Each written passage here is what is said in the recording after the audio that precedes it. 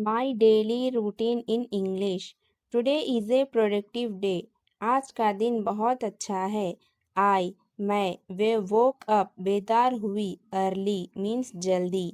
Drank means पानी पिया। एक ग्लास मीन्स एक ग्लास ऑफ वाटर मीन्स पानी का। एंड प्लान मीन्स और मंसूबा किए, यानी कि क्या है, प्लान किए। माई शेड्यूल यानी मेरे शेड्यूल का।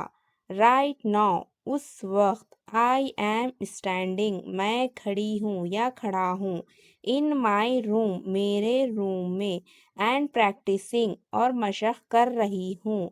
माई इंग्लिश मेरे इंग्लिश की। It feels a bit strange ये थोड़ा अजीब लगता है। टॉक टू माई सेल्फ यानी अपने आप से बात करना। बट आई नो लेकिन मैं जानती हूँ। दिस इज मीन्स ये है। द बेस्ट वे अच्छा तरीका। टू इम्प्रूव यानी कि बेहतर होने का।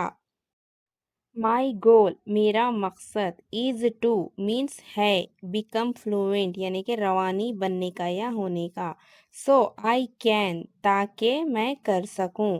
कम्युनिकेट यानी कि बातचीत। बेटर विथ पीपल यानी कि लोगों के साथ क्या है, बेहतर तरीके से बात कर सकूं।